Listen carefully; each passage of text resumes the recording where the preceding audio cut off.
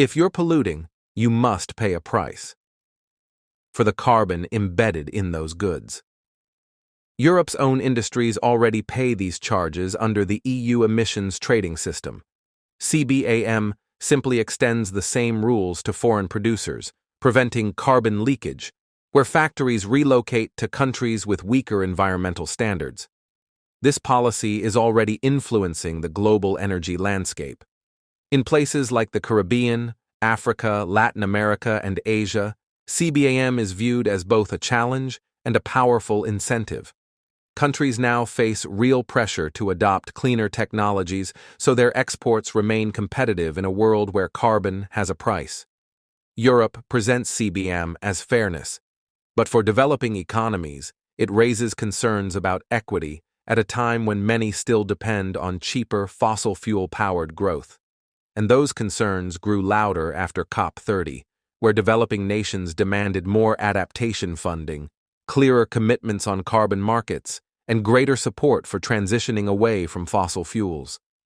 The conference ended with agreements on rainforest protection, climate finance, and mechanisms to strengthen carbon markets, all of which reinforce Europe's argument that the world must move toward cleaner production. But the tension remains. Who pays for that transition? India sees CBAM as green protectionism. China argues that unilateral carbon taxes undermine the cooperative spirit needed after COP30's push for global alignment. Brazil, still navigating the aftermath of the Amazon protests and COP30 negotiations, faces the delicate task of supporting climate action without jeopardizing the economic interests of the global South. Yet even amid the criticism, many countries are accelerating their own carbon pricing systems, forming clean tech partnerships, and negotiating funding from European institutions to stay competitive under the new rules. Trade flows are already shifting. Industries dependent on carbon-heavy imports are preparing for higher costs, while European companies reassess their suppliers. Some may relocate operations closer to clean energy sources, while others may invest in new technology to avoid tariffs. At the same time, clean tech sectors, from hydrogen to renewables, are on the verge of explosive growth as carbon pricing rewards innovation. But critics say the EU risks outsourcing emissions rather than reducing its own. Others argue that new carbon credit rules and offsets, approved shortly before COP30, allow wealthy nations to pay others to cut emissions while maintaining higher consumption at home. Still, the direction is clear. Investors are already examining supply chains through a carbon intensity lens.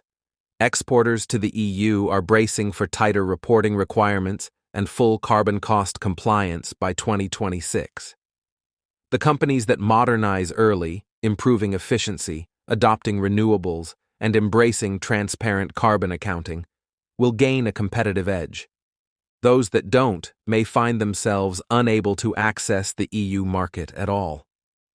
In the broader global landscape shaped by COP30, Europe's carbon pricing push is more than a climate policy.